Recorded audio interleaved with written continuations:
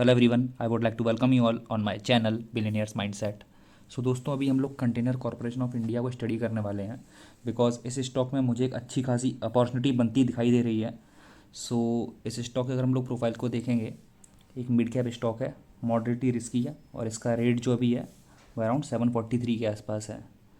And अगर हम लोग इसकी इन्वेस्टमेंट चेकलिस्ट देखेंगे, सो जो मैं यहाँ पे दो पैरामीटर्स देख रहा हूँ वो मुझे ग्रीन सिग्नल दे रहे हैं।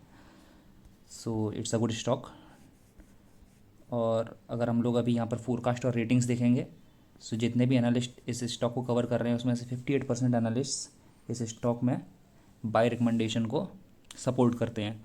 सो दोस्तों, अभी हम लोग कंटेनर कॉरपोरेशन के डेली चार्ट को देख रहे हैं और इसके डेली चार्ट पर अगर आप लोग नोटिस करोगे, सो यहाँ पर पहले एक असेंडिंग ट्रायंगल बन रहा था इसका प्रीवियस ब्रेकआउट होने से पहले, और इसने अभी वहीं पर सपोर्ट लिया हुआ है जो इसका प्रीवियस रेजिस्टेंस था। See if you check it out here,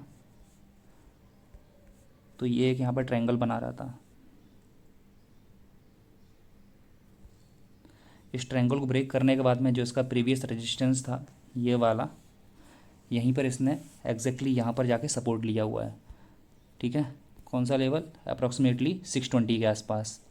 सो जैसे ही इसने यहाँ से ब्रेकआउट दिया, इसने अगेन एक फ्लैग पैटर्न बनाने की कोशिश तो की थी और फ्लैग पैटर्न वो ब्रेक भी हुआ है।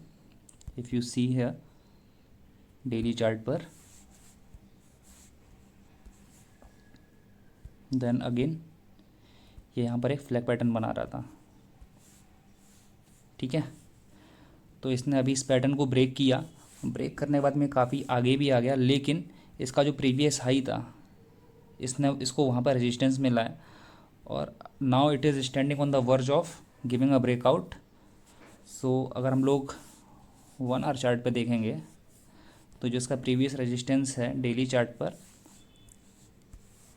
इसको वहाँ पर थोड़ा सा कंसोलिडेशन करना पड़ा है और जो कि एक गुड साइन है बिकॉज कंसोलिडेशन एक स्टॉक में होना चाहिए। सो अगर ये स्टॉक जैसे इस वाले ट्रायंगल को यहाँ से ब्रेक करके ऊपर निकलता है कुछ इस तरह से, देन इसमें कुछ अच्छी अपॉर्चुनिटी मुझे दिखाई दे रही है जिसमें कि आराम से 10-15% के आसपास प्रॉफिट बुकिंग की जा सकती है। बिकॉज इसमें जो नेक्स्ट टारगेट मुझे दिखाई दे रहा है वो अराउंड 800 या 820 के आसपास मुझे दिखाई दे रहा है। सो लेट्स सी ये स्टॉक कहाँ तक भागता है।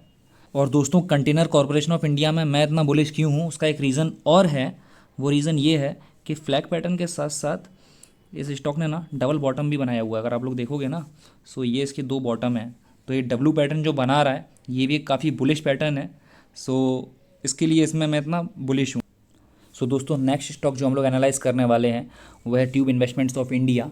और मेरा एक फेवरेट स्टॉक है ये बिकॉज इसमें मैंने काफ़ी टाइम पहले एंट्री ली थी, कुछ महीने पहले, और इसने मुझे एक हफ्ते में ही कुछ अच्छा खासा रिटर्न बना के दिया था।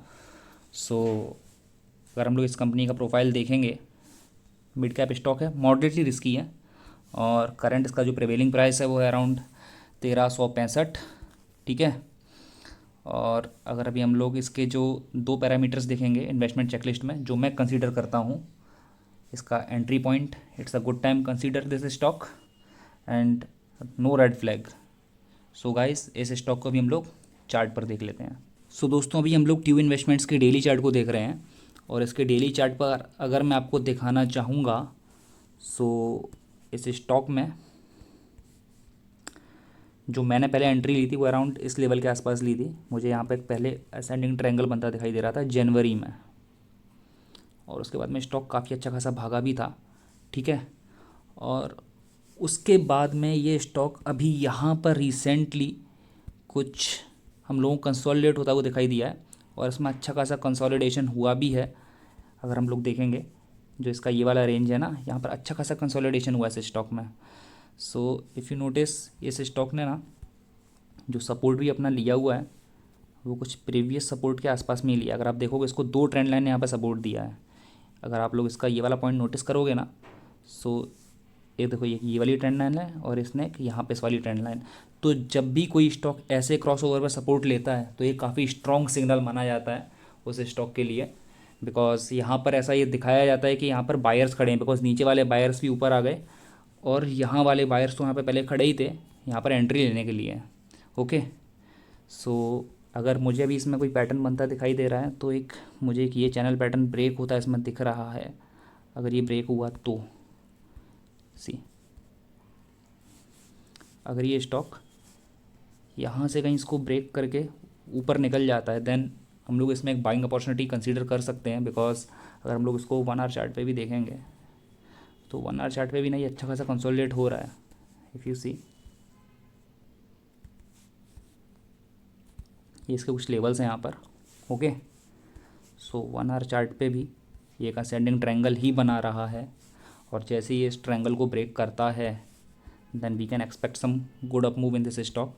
और इसमें जो स्टॉप लॉस रहेगा वो कहाँ पर रहेगा, जैसे स्टॉक यहाँ से ब्रेकआउट करके ऊपर निकलता है और यहाँ पर कोई एंट्री लेता है, ठीक है। तो एक बंदा मान लो किसी ने एंट्री लिया इस स्टॉक में अराउंड 1442 के आसपास, तो इसमें स्टॉप लॉस रखा जा सकता है 1400 के लेवल के आसपास, ठीक है। बिकॉज अगर ये स्टॉक इस वाली अपने ट्रेंड लाइन को ब्रेक कर देता है, इस वाले सपोर्ट को ब्रेक कर देता है जो अभी रेजिस्टेंस बना हुआ है, तो इसका मतलब ये है कि ये पैटर्न फेल हो गया है या फिर फेक ब्रेकआउट था। ओके।